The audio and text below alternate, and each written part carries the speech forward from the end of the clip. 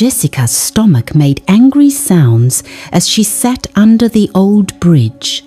The rain had been falling for 3 days, and her thin dress was wet through and through. She was only 18 years old, but her eyes looked like an old woman's eyes, tired and full of pain. The cold concrete under her body felt like ice, but she had nowhere else to go. This was her home now. She remembered when she was small, her father would hold her close when it rained. "Don't worry, my little star," he would say. "The rain will stop soon." But now, the rain in her heart never stopped. It had been raining inside her soul for 2 long years, ever since her father died. She pulled her knees to her chest and started to cry again. The tears mixed with the raindrops on her face, and nobody could tell where one ended and the other began. Jessica's mother had died the day she was born. Her father had told her this story many times. "Your mama wanted to see your face so badly," he would say with tears in his eyes. "She held you for just 1 minute before she went to heaven. She said you were the most beautiful baby in the world." Her father had been everything to Jessica. Her mother, her father, her best friend. He worked hard on their small farm, growing yams and cassava. Every morning, he would wake up before the sun and walk to the farm. Every evening, he would come home tired, but happy to see Jessica's face. They were poor, but they were happy together. But happiness does not last forever for some people. On that terrible day 2 years ago, her father was coming home from the farm when a big truck hit him. The driver was drunk and driving too fast. Her father died before the ambulance came. Jessica's world broke into 1,000,000 pieces that day. After her father's funeral, Jessica had nowhere to go. She was only 16 then, scared and alone. She remembered her father's brother, Uncle Kwame, who lived in the big house on the other side of town. Her father had always said that family helps family, so Jessica walked to Uncle Kwame's house with hope in her heart. She knocked on the big wooden door, her hands shaking. When Uncle Kwame opened it, he looked at her like she was a snake. "What do you want?" he asked coldly. Jessica explained that she had no place to live, no food to eat. She begged him to help her, just until she could find work. But Uncle Kwame's face became angry. "You are a witch," he shouted. "Your mother died because of you, and now your father is dead too. You bring bad luck to everyone. Go away and never come back." He slammed the door so hard that Jessica fell backward. She sat on his doorstep and cried until the sun went down. That night, she slept under a tree for the first time. Living on the streets was harder than Jessica had ever imagined. Every day was a fight to find food and a safe place to sleep. She learned to wake up before the sun rose, because the police would chase away anyone sleeping in the open. She learned which shops threw away food that was still good to eat. She learned to run fast when angry people shouted at her. The market women were the worst. When Jessica would go to them with her hands stretched out, begging for just a small piece of bread, they would wave their hands at her like she was a fly. "Go away, you dirty girl," they would shout. "Don't come near my food." Some of them would throw stones at her, others would pour dirty water on her. At night, Jessica would lie on her piece of cardboard under the bridge and look at the stars. She would talk to her father's spirit. "Papa, why did you leave me?" she would whisper. "I'm so hungry and I'm so scared. Please help me." But the stars never answered back. They just twinkled in the dark sky, far away from her pain. Jessica learned that she could make a little money by collecting empty bottles and selling them to the recycling man. Every morning, she would walk through the streets with a big sack, looking for bottles that people had thrown away. The bottles were dirty and sometimes broken, but each one was worth a few coins. The work was hard and dangerous. She had to dig through garbage piles where rats lived. Sometimes she would cut her hands on broken glass. The smell was terrible, and people would cover their noses when they saw her coming, but Jessica had no choice. This was the only way she could get money for food. On good days, she could collect enough bottles to buy a small loaf of bread. On bad days, she would go to sleep with nothing in her stomach except water from the public tap. Her body became thinner and thinner. Her clothes became more and more torn, but she never stopped hoping that tomorrow would be better. It was a Tuesday morning when Jessica's life began to change forever. She was walking down the market street, dragging her sack of bottles behind her. The sack was almost full, and she was happy because it meant she could buy food today. The sun was hot and sweat was running down her face. That's when she saw the woman sitting by the roadside. The woman was very pregnant, her belly big and round. She was crying softly, her hands holding her stomach. Jessica could see that the woman was hungry and tired, just like her. But there was something different about this woman. Even though she was dirty and her clothes were torn, Jessica could see that she had once been beautiful and rich. Jessica stopped walking and stared at the woman. Something in her heart told her to help. She didn't know why, but she felt like this woman needed her help more than she needed the money from her bottles. Jessica had only 1,000 naira in her pocket, all the money she had in the world. But looking at the pregnant woman, she knew what she had to do. Jessica walked slowly toward the pregnant woman. Her heart was beating fast, and her hands were shaking. She had never talked to a stranger before, except to beg for food. But something inside her was telling her to be brave. "Sister," Jessica said quietly, "are you okay?" The pregnant woman looked up with surprise. Her eyes were red from crying, and her face was full of pain. "I'm so hungry," she whispered. "My baby is coming soon, but I have no food, no money, nothing." Jessica reached into her pocket and pulled out her 1,000 naira. It was all the money she had, the money she was going to use to buy bread for herself. Her stomach was growling with hunger, but she held out the money to the pregnant woman. "Please, take this and buy some food," Jessica said. "Your baby needs you to be strong." The pregnant woman's eyes filled with tears. She couldn't believe that this young girl, who clearly had nothing, was giving her everything she had. "But child, you look hungry too. I cannot take your last money. Please," Jessica said again. "I can find more bottles to sell, but you need to eat now for your baby." The pregnant woman took the money with tears streaming down her face. "Thank you. God will bless you for your kind heart. My name is Sarah. What is your name?"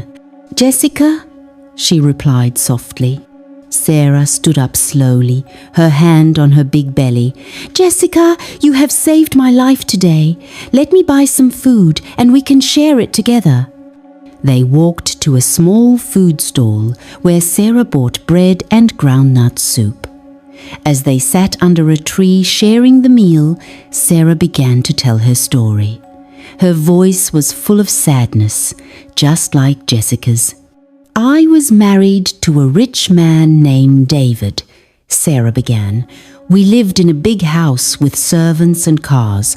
I was so happy when I got pregnant. But then David got sick and died suddenly. His family said I was bad luck. They took everything, the house, the cars, the money, even David's company. They threw me out with nothing." Sarah's tears fell into her soup. They said I was a witch who killed their son. Now I live on the streets just like you. But at least you helped me today. You are an angel." As Jessica and Sarah ate together under the big mango tree, they felt less alone than they had in many months. Sarah's belly was so big that she could hardly move, and Jessica was worried about her. "When is your baby coming?" Jessica asked. "Very soon," Sarah said, rubbing her stomach. "Maybe next week, maybe tomorrow. I'm scared because I have no money for the hospital, no clean place to give birth." Jessica's heart hurt for Sarah. She knew what it felt like to be alone and scared. "Don't worry, sister. God will help us find a way." Just then, they heard footsteps approaching. An older woman was walking toward them, carrying a basket of food. She was well dressed and looked kind. Both Jessica and Sarah became nervous. Rich people usually didn't like to see poor people sitting under trees. But this woman was different. She walked straight to them with a warm smile on her face. "Hello, my daughters," she said in a gentle voice. "I saw you sharing food and it touched my heart. Are you both hungry? I have more food here than I can eat." The kind woman's name was Madam Grace. She was a retired teacher who had spent her life helping children. When she saw Jessica and Sarah sharing their small meal, something in her heart told her to help them. "I have been watching you from across the street," Madam Grace said as she unpacked her basket. "I saw how you, young one, gave your last money to help this pregnant woman.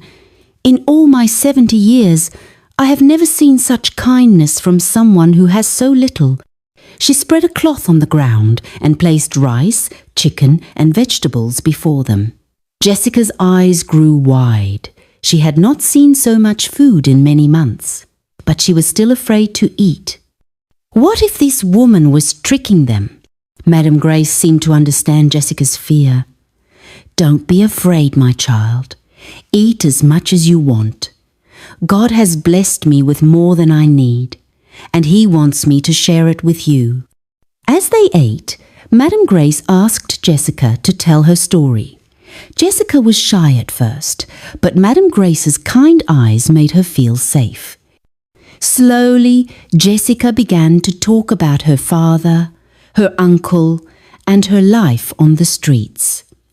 Madam Grace listened to Jessica's story with tears in her eyes. When Jessica finished talking, Madam Grace was quiet for a long time. She looked at this brave young girl who had survived so much pain, but still had a heart kind enough to help a stranger. "Jessica," Madam Grace said finally, "you are very special. Most people who have suffered like you become bitter and angry, but you became more kind. That tells me everything I need to know about your character." She reached into her purse and pulled out a business card. "I own a small business, a restaurant, and a grocery store. I need someone I can trust to help me run it. Someone with a good heart who understands what it means to be hungry." Jessica stared at the card, unable to believe what she was hearing. "But Mama, I don't know how to run a business. I can't even read very well." "I will teach you everything," Madam Grace said. "Reading, writing, business skills. But the most important thing, kindness, you already have. That cannot be taught." Sarah grabbed Jessica's hand. "Take this chance, sister. This is God answering your prayers." 3 months later, Jessica could hardly believe her new life. Madam Grace had been true to her word. She had given Jessica a small room behind the restaurant to live in, clean clothes to wear, and 3 meals a day. But more than that, she had given Jessica hope. Every morning, Jessica would wake up early to help prepare food for the restaurant. Madam Grace taught her how to cook, how to count money, and how to treat customers with respect. In the evenings, Madam Grace would teach Jessica how to read and write better. Education is the key to freedom, Madam Grace would say. No one can take knowledge away from you once you have it. Jessica was a fast learner. She remembered being hungry, so she made sure every customer got plenty of food. She remembered being treated badly, so she was kind to everyone who came to the restaurant. The customers loved her smile and her gentle way of speaking. But Jessica never forgot Sarah. Every week, she would visit her friend, bringing food and checking on her health. Sarah had given birth to a beautiful baby boy, and Jessica had helped her find a small room to rent. As the months passed, Jessica learned more and more about running a business. She discovered she was very good with numbers and had smart ideas about how to make customers happy. The restaurant began to make more money than ever before. Madam Grace was so proud of Jessica. "You have a gift for business," she told her.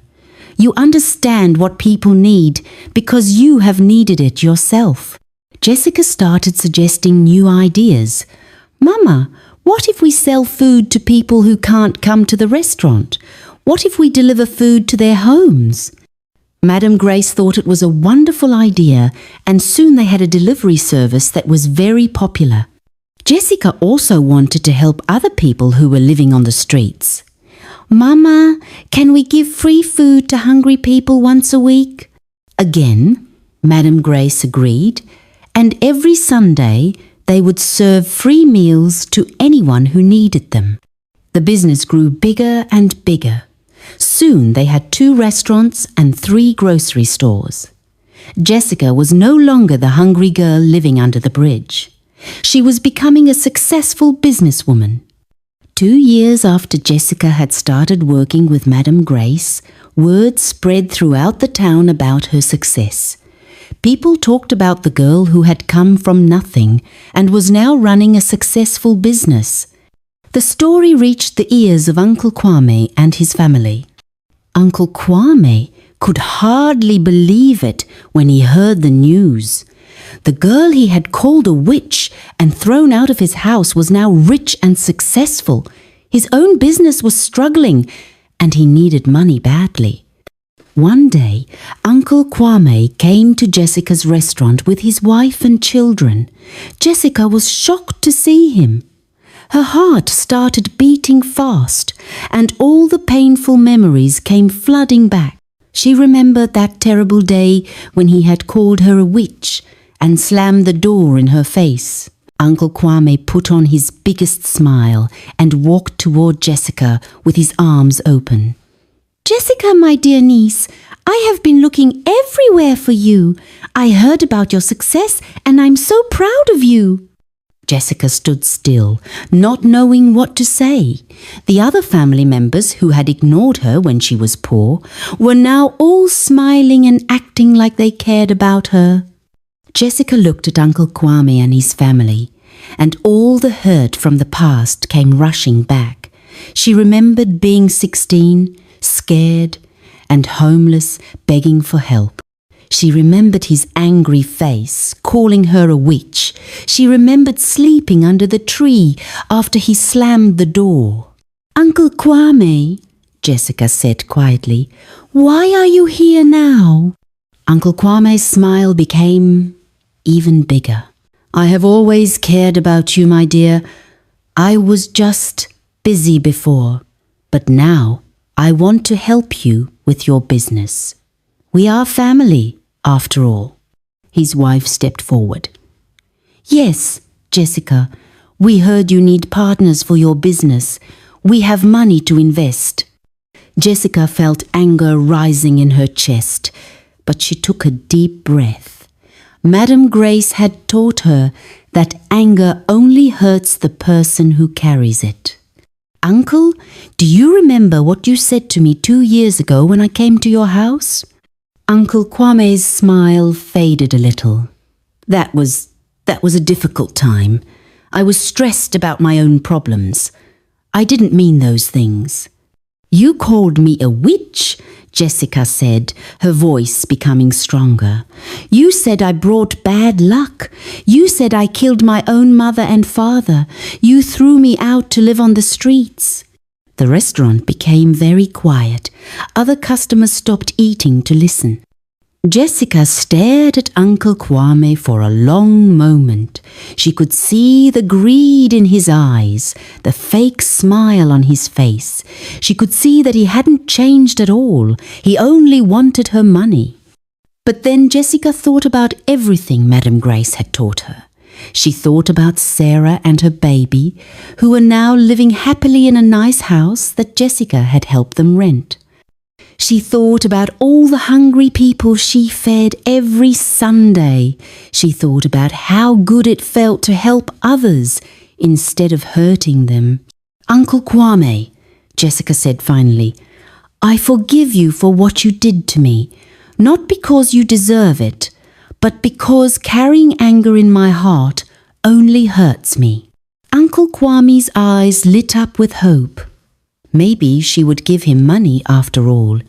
But Jessica continued, "However, forgiving you doesn't mean I will forget what you did. You showed me who you really are when I had nothing. You only care about me now because I have something you want." She walked closer to him, her voice calm but firm.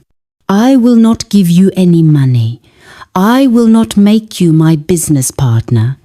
You had a chance to help family when family needed help, and you chose to be cruel instead." Uncle Kwame's face became red with anger when he realized Jessica would not give him money. "You ungrateful girl," he shouted. "I am your father's brother. You owe me respect." "Respect is earned, not demanded," Jessica replied calmly. "My father taught me that family is not just about blood. Family is about love, support, and kindness." She gestured toward Madame Grace, who had been watching from behind the counter. "This woman became my real family when she chose to help me. She didn't have to, but she did it anyway. That is what real family looks like." Sarah entered the restaurant at that moment, carrying her baby boy. She had come for her weekly visit with Jessica. When she saw the angry man shouting, she quickly understood what was happening. "Jessica," Sarah said, walking to stand beside her friend. "Is everything okay?" "Yes, sister," Jessica replied, putting her arm around Sarah. "These people were just leaving." Uncle Kwame looked around the restaurant and saw that everyone was staring at him with disapproval. He realized he had made a scene and embarrassed himself. With his fake family, he stormed out of the restaurant, muttering angry words under his breath. After Uncle Kwame left, Jessica felt lighter than she had in years. She had faced her past and chosen forgiveness over revenge, kindness over cruelty. Madame Grace came over and hugged her tightly. "I'm proud of you, my daughter," Madame Grace said. "You handled that with wisdom and grace." Jessica smiled and looked around her restaurant. It was full of happy customers eating good food. She had employees who depended on her for their jobs, and she treated them all fairly. Every Sunday, hungry people came for free meals, and she never turned anyone away.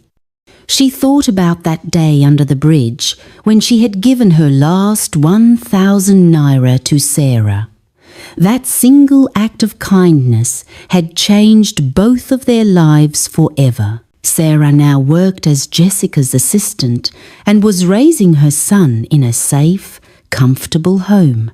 "Madame Grace," Jessica said, "I want to do something special. I want to build a shelter for people who have nowhere to live, a place where they can stay safe, get food, and learn job skills." Madame Grace's eyes filled with tears of joy. "That's a beautiful idea, Jessica, but it will cost a lot of money." "I know," Jessica said, "but I remember what it felt like to have nowhere to go. If we can help even one person avoid sleeping under a bridge, it will be worth it." 1 year later, Jessica stood in front of a beautiful new building with a sign that read, "Hope Shelter, a place for new beginnings." The shelter could house 50 people and had a kitchen, classrooms, and job training center. The opening day was emotional for Jessica. She watched as people who had been living on the streets walked through the doors with hope in their eyes. She saw mothers with children, old men with nowhere to go, and young people, like she had been, scared and alone but not willing to give up. Madam Grace stood beside her, now in her 70s, but still strong and kind. "Look what you've built, my daughter. Your father would be so proud." Jessica's eyes filled with tears as she thought about her father. "I hope so, Mama. I hope he can see that his little star is finally shining." Sarah approached with her 3-year-old son, who was now calling Jessica Auntie. The little boy ran to Jessica and hugged her legs. "Auntie Jessica, this is a big house." "Yes, little man," Jessica said, picking him up. "This is a house where people come when they need help, just like your mama and I needed help." The first person to register at the shelter was a young girl about Jessica's age when she had been homeless. The girl's story was similar. Family had died, relatives had rejected her, and she had been living on the streets. 5 years had passed since that rainy day when Jessica had sat under the bridge with nothing but sadness in her heart. Now, at 23, she owned a chain of restaurants, had built 3 shelters, and had helped hundreds of people find jobs and homes. But the most important thing Jessica had learned was that true wealth was not measured in money. It was measured in the lives you touched, the people you helped, and the love you shared. Every morning, Jessica would wake up and remember her father's words. "You are my little star." She finally understood what he meant. Stars shine brightest in the darkest sky, and her light had grown stronger through all her suffering.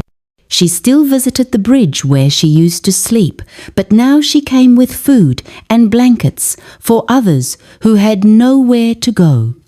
She would sit with them and share her story, giving them hope that their lives could change too.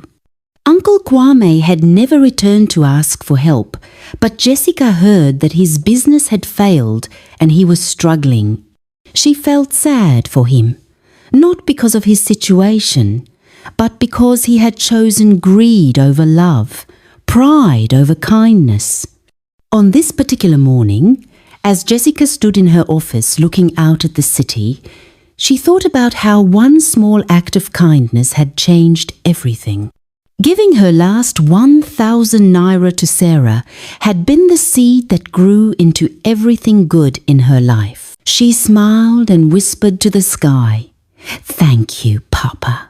Thank you for teaching me that even when we have nothing, we can still give love. That's the greatest wealth of all." And somewhere in the morning breeze, Jessica could swear she heard her father's voice saying, "Keep shining, my little star. Keep shining, keep shining."